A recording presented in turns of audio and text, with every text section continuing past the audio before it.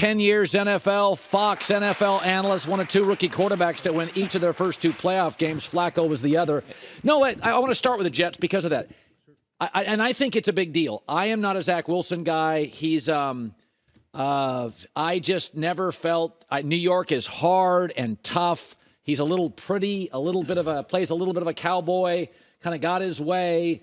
A little too Johnny Manziel, who I was not a huge fan of. That was my comp. He's Johnny Manziel with a better arm. Just kind of, I'm going to make it up as we go. It's not my style. But that moment when Jets players were wearing what was the Mighty Ducks?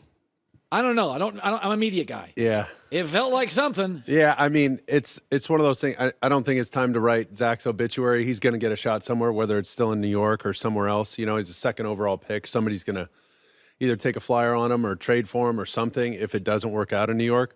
But you can tell when guys gravitate towards somebody, when, you know, there's a guy head and shoulders above the room and just owns it and grabs it and runs with it. Remember, Mike White played a ton of ball at Western Kentucky, came in with Kellen Moore, was drafted in 18 to the Cowboys, sat behind Dak, learned a ton of football, and his whole thing, just advance the ball, take care of it, advance the ball. And that's all his job is, and he's playing it perfectly right now.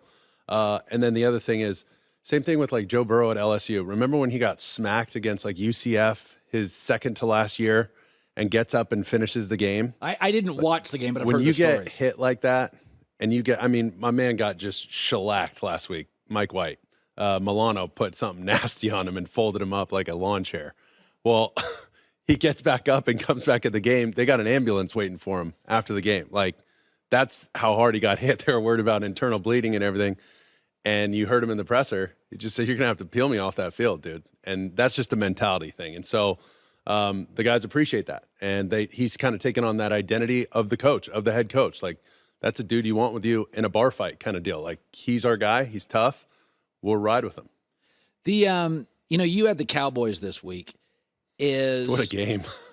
Did you touch that? 17 and a half? I fortunately did not. But I defended the Cowboys because I said, Dak's got a lot of qualities I like. He's great at the podium. Yep. Oh, he literally goes to the podium. It's that's exactly what I want my franchise quarterback to look like doubt. and sound like. No doubt. He always says the right thing. He totally gets the temperature of the room.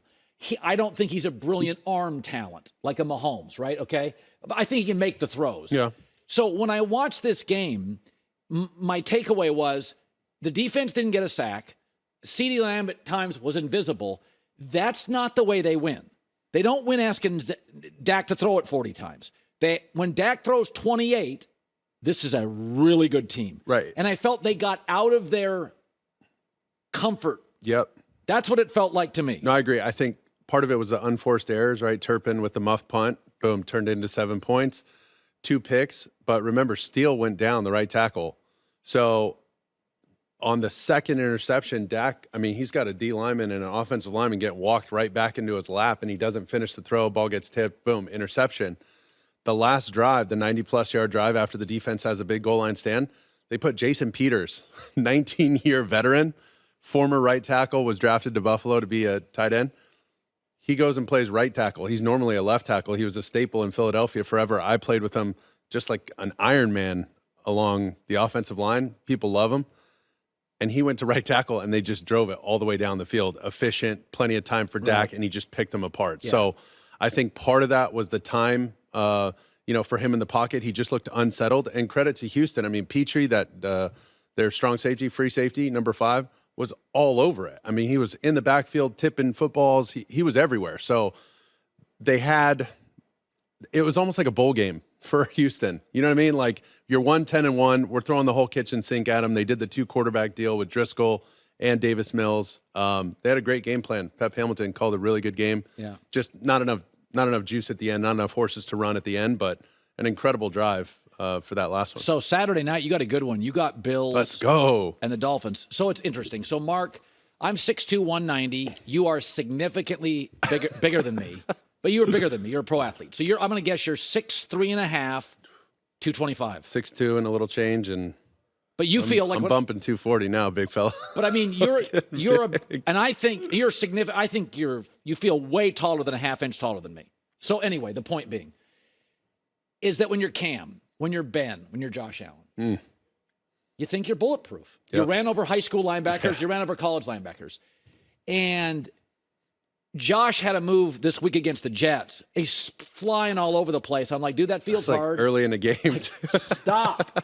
So when was the first time in the league that you got hit? Because you rolled very well. You threw well rolling. Yeah. How long in the league before you knew, oh, damn, I'm not getting hit? Well, you hear it a lot, and I saw other guys, big body guys, even like Carson Palmer tried to take on some guys before, separated his shoulder and stuff. And so I'd see that, and I'm not as big as Carson, so I was like, ooh, you got to be smart here. But I do remember we had a reverse.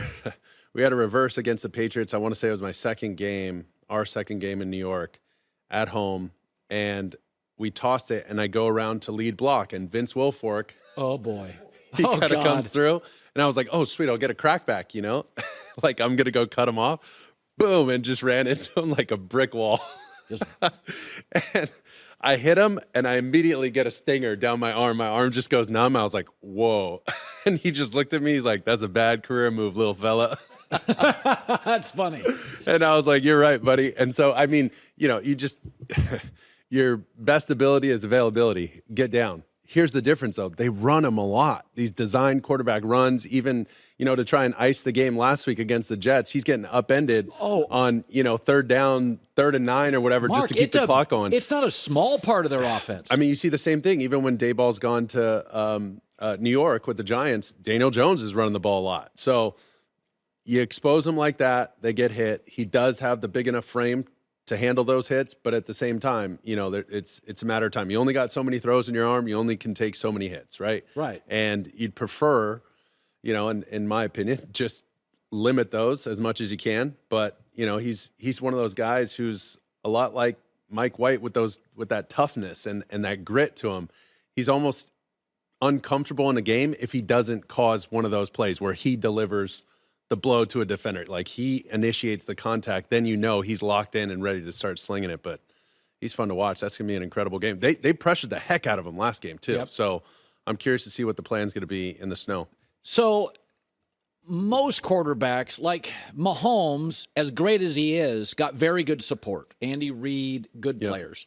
Lamar Jackson, they went and got Greg Roman. They really built an offense for him. I think Josh Allen, every year, Buffalo's given him another piece. Oh, yeah. And then there's times where Justin Herbert feels like he's doing a lot of it himself. Some of it's injuries. Tua, by the way, they've done a nice job to give him players that'll help him. So I watched Mac Jones last night, and I've always said, you know, he's a franchise quarterback, but I'm not in love with it. But I saw him barking last night at his coaches, and I thought, you know, I was lucky. I had really good support early in my career. But if I was 24 years old, knowing I got one shot, I'm coming off a very good rookie year, and they give me a defensive coordinator. I've got no go-to receiver. Hunter Henry was their target. Some of this, like, I defended him. So it's interesting that you're on today. And I said this when you were playing. Rex, I don't think, ever elevated the quarterback. He saw the world differently. So you had moments where you were probably thinking by year 3, can I well, take me to what he's thinking last night. He was impressive regardless of I thought he was. was. I mean, with what he's working with and the circumstances there, that's something serious. Same thing with Justin Herbert, overcoming. This has been a year where he's really had to play quarterback and really understand when guys are down, when you don't have maybe the matchups you're looking for, where it's an automatic, hey, if it's ever one-on-one, we're throwing to our X and, you know, he's our singled up matchup, whatever. They don't necessarily have that. There's nobody on the roster that's like, you know, keeping defensive coordinators up all night during the week. Like, man, what are we going to, we got to double him. We got to do this. You don't have that. And I've been in those situations too, where, you know, it's going to be, you know, your margin for error is even smaller. It's harder in general in the NFL, even when you have great players. But now you take away those players, and Mac Jones has really got to get creative back there. I think, to his credit, though, he's really owned it. Even before the game, did you see him, like, bumping into Patricia and warm-ups? And, like, he's understanding what's at stake here, and he's trying to grab it. He's trying to take it and run with it and go. And it's unfortunate because you don't want to, you know, waste that kind of talent if you can't help him, right? You got to put players around him to make him successful, and give him the best possible scenario to succeed, like Tua, like Josh Allen, like a lot of these other quarterbacks that get that type of talent and help. Like Jalen Hurts has been given help, but he has literally. And he's improved with it. That's what you want to see, right? He's like his maturation with it. Okay, we're going to get you these shiny new toys. Prove to us that you can take care of them, play with them appropriately. And, it's just like raising a kid at times, right? Like, can you handle this new responsibility and this unlocking this ability for you? Let's see if you can handle it. Have you done a Jalen Hurts game yet? No, not yet. It's the offensive line to me. I mean, Jalen's playing great. He's made some incredible throws. He's truly improved as a passer, maybe more than anybody I've ever seen. It's insane. Like the jump from last year to this year. It's like Josh Allen's jump. It's wild. And part of it's the talent around him. A lot of it's that offensive line. That's got to be the best line in football. And Coach Stoutland's got those guys playing at a very high level. Yeah. Lane Johnson, anchoring the thing. Jason Kelsey still grinding it out. Like that's a tough group. But they're moving people now. There's some road graders in the run game, and Jalen Hurts contributes to that run game. Yeah. In the last 20 years, I don't remember quarterbacks, Josh Allen and Jalen Hurts, from middle of second year to third year. I've never seen a player improve that much. It's almost like seeing the jump from like Steve Young when he was in Tampa to then he gets some time to sit and watch and boom, and then he just explodes on the scene in San Fran. Or, a guy like Rich Gannon, guys who've resurrected their career and then they look like a whole new person. It's impressive. Yeah, Hurts can run that RPO stuff. Oh, it's money too, and he doesn't even like move his feet. He's like feet in cement, just slinging it. So. Back in a second, I want to talk some Caleb Williams with Mark Sanchez. We've been keeping up with the news lately. Have you? Challenging economic times, Americans suffering from supply chain problems, soaring grocery prices, high inflation. It's a lot of economic turmoil. It means increased volatility in the stock market. Can impact your retirement investments. Legacy precious metals, trust them. If you're investing in gold and gold IRAs, same tax advantages of a traditional IRA while giving you protection by owning a physical gold. Give their experts a call today at 866-674-HERD, 866-674-HERD, or visit buylegacygold.com. What do you want to be part of your retirement count? Do you want physical metals shipped to you? Then give Legacy Precious Metals a look. Buylegacygold.com.